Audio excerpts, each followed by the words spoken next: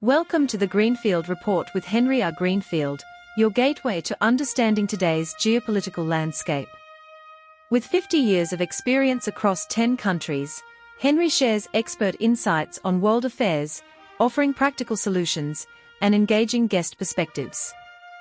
Dive into the Greenfield Report for lively discussions on the issues that matter. This is Henry R. Greenfield reporting from Paris, France, on a rainy autumn day where the famous 2GV train system is out for much of France due, now get this, to random acts of vandalism. The day began after a wonderful weekend in Paris, complete with a grand champagne wedding party, a visit to the renovated and sparkling Cathedral Notre Dame de Paris for Vespers, where the organ literally rattled the walls in columns, sharing this with the thousands lined up in the serpentine dance to file through to marvel at the renovation, the art, the history, and of course the religion, which sadly is only for a few devout followers these days in France. We followed this with a series of walkabouts, including a couple of museums, jostling with the crowds at the Eiffel Tower, and preparing to return south as a cold storm blew in from the Atlantic. All the while in the arrondissements, far away from the tourists, and where we can enjoy a good bottle of wine, the plat du jour, or special of the day as they say, in one of the thousands of eateries in this grand city of the world. Yes, and then it was time to retreat south to the Mediterranean, or so we thought. We were alerted at 8 a.m. as we were leaving our hotel for the famed Gare de Lyon that there was a problem with our train, the TGV, which was to whisk us back through the rolling hills, then mountains filled with the colors of fall to the warmth of Montpellier in the far south. But no, alas and alack, and allure, in the modern France of 2025, everything right down to the trains has become an adventure. Over the weekend, there had been more demonstrations for Palestine at the Charles de Gaulle airport, which closed part of that airport for a while, one of the frequent protests aimed at hurting the business and tourist and holiday trade. Ironically, on one of those flights just about to leave, a couple of the thieves of the Napoleonic III jewels from the Louvre was stopped on his way to where else? Yes, Algeria. He had been identified by who else? A tourist, as there was no cameras working in that area when they went to work, going right through the windows, cutting through all of the cases, and then running off with the jewels on little scooters, no less, right through the heart of Paris. The French are immensely proud and true and loyal to their history.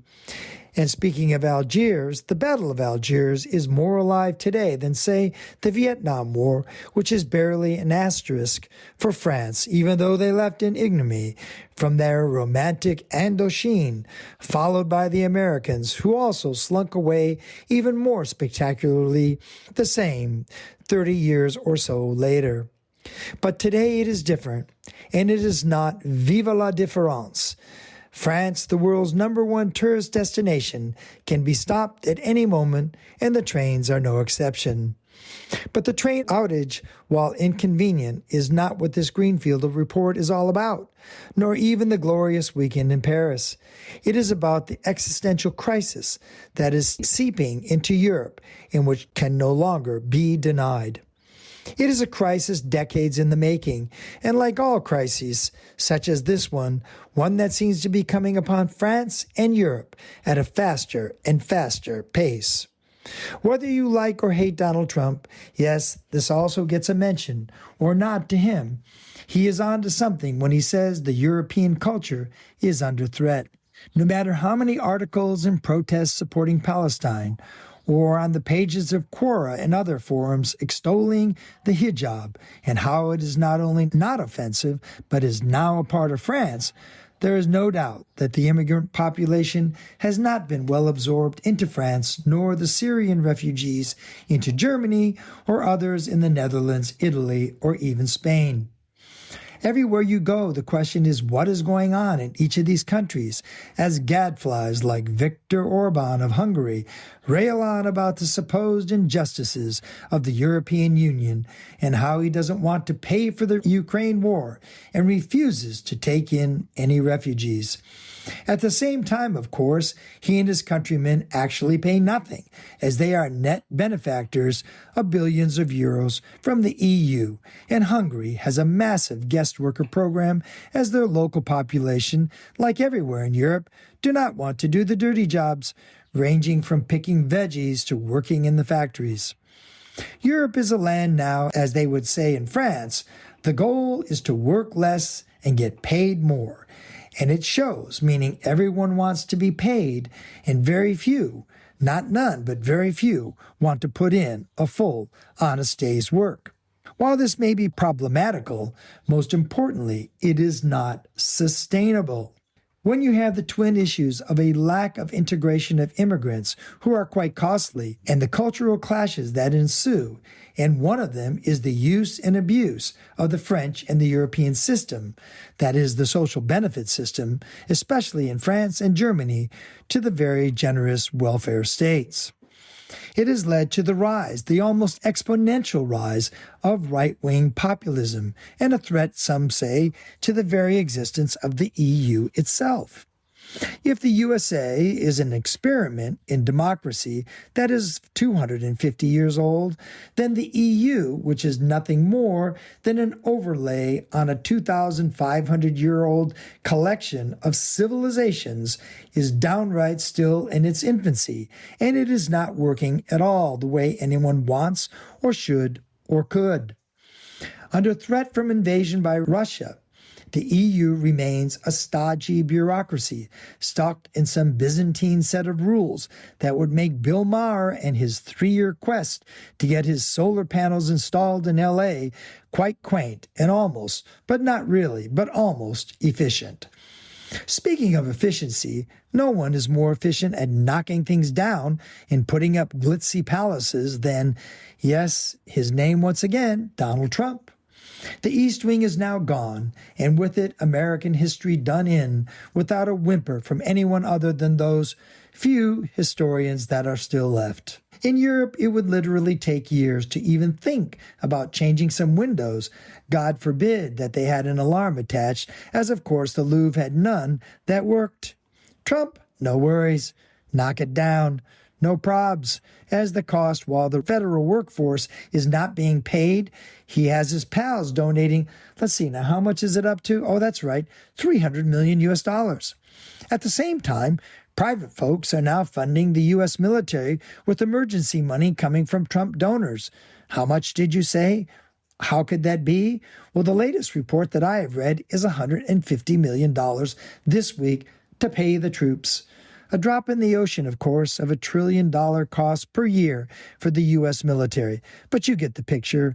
Trump's goal of the private army continues to shape up. Meanwhile, SNAP food benefits, which cost around $8 billion US a month, is set to end in a couple of days due to the shutdown of the federal government, as there's no money left, hurting more and more MAGA supporters than Democrats. But who cares? Trump no longer needs them, and there is no way Republicans will ever pay a livable federal minimum wage, still stuck at $7.25 an hour for almost 20 years. Now, we all know everyone's going to say, well, no one's really getting paid $7.25 an hour. Well, there still are a couple million out there, and almost all of them are in red states. And of course, with $7.25 an hour, it is absolutely impossible to make that into a livable situation for anyone, let alone the primary SNAP benefit holders, who are the elderly, single moms, and their children. That has been stuck almost 20 years, that good old $7.25 an hour, completely blocked by Republicans. Democrats, on the other hand, like on the continent, are going all in on socialism, as in New York City, with no plan other than tax the rich, and no one does anything about cost, just more tax and more free things to give away. It is bizarre that everyone, including Orban, is at the trough in Europe. The country can be thrown in France into chaos with even a mention of the pension rising up above the age of 62 in France, while the rest of Europe has moved it up to 66 in some countries like the well-run Netherlands or even Switzerland. What is the prescription actually for the future? Can this carry on? As I have noted over and over, I am not the only one. The debt in France is crushing. Yet the left wants more benefits, and the right wants immigrants out, and actually the immigrants are a net benefit to France, even though there are many taking a lot of those benefits, including, as we have noted over and over 2/3 of those in the millions and millions of public housing units in France are actually not even French citizens. If you believe in local control, there are models out there, especially what we know as the Swiss model, which is decidedly different from anywhere else in Europe, and it works. Local government, local control, local elections, local taxes. Did I say local? In France, as in other heavy bureaucracies, it is always someone else's fault, and bring in more or less immigrants according to your political persuasion, to absolve oneself of past transgressions, thus burdening those who actually are working with more taxes and less support, and yes, a TGV system that does not work, or at least it does not work as it is designed. My remedy is one that the Euros will not do, as the bureaucrats in Brussels in the EU are loath to give up any power or their beloved committee assignments. I would like to forewarn them. The Democrats felt the same way in the United States, and look where they are now. Nowhere. All of the power has gone to Trump, and none of that power has stayed with Congress. So all those great committee assignments, they pretty much mean nothing at this point. The future, if you want to break the control or expanding force on the right, is local politics. As they say, all politics are local, and the Democrats in the United States, as well as many countries in Europe, are no longer very good or interested in local politics. That you see they have their condos in D.C. or Brussels or wherever to take care of, and they cannot be bothered with local issues. So the locals ask, no, demand now. More, as in, why not? They say the cities like Paris gets everything, and they are carrying the load, especially the farmers, who I have observed are not only efficient, but are still in harmony with the seasons and their surroundings. The EU, you see, is not a great exporter around the world of corporate farming. They still have local farms. They are lovely, and they dot the countrysides around the continent. On the other side of the world, Trump today is doing deals for soybeans with China and cutting out Brazil's corporate farmers for America's corporate farmers. Yes, there are the proverbial family farms still in the United States, but when soybeans and corn are your only crops, it doesn't give you much of a hedge in the world of global tariff wars being run by Trump from where else? Mr. Deep State himself in Washington, D.C. You see, what's happened with Trump is he's just replaced himself as the deep state and gotten rid of all those people who are working in the federal government. Again, the prescription for everyone, I am saying over and over, needs to be work. Everything should be local, including accountability. And that means also control. It may take decades to undo the heavy bureaucracy in France and, of course, in Brussels in particular. But as an increasing doses of failure take place, don't you think it might be time for them to start to at least looking at growing up and realize they cannot have more benefits without some work? And don't you think that it might be appropriate for the right-wing populists to stop complaining so much when they are not contributing either themselves, but are only contributing to the problem by blaming everybody else? And I haven't even mentioned the big new cost of expanding the military in France and in other countries in Europe, as well as their NATO contributions, as they've all agreed to 5%, and most are down at the 2% level, with probably only Poland getting close to the number that Trump is requiring. And yes, again, they have agreed to that all around the continent. As for me and the rest of the wary travelers who queued up for hours and finally gave up, we all rented cars at usurious rates. Yes, we paid over euros 450 for a one-way little Citroën for a day or no less. We are really getting screwed. But what were you going to do? Sit in Paris and not know when that next TGV was going to get going, or if they could fix the track, or if they were going to find the copper? Or as somebody said to me today on Quora, that was taken by the gypsies and they're selling it by the kilo. The TGV now cannot be protected from gypsies or other vandals who are stealing the copper. I think we need to have some changes here, don't you? What can you do? After all, it is a lovely day today in Montpellier, and the sun is back out, and who knows, the TGV could be running anytime soon, or maybe not. This is Henry R. Greenfield for the Greenfield Report, back home safe and away from the big city of Paris, where everything is possible if you have money, and especially if you are insulated by, as Bill Maher would put it, flying private, which of course I never will. But what a thought. No?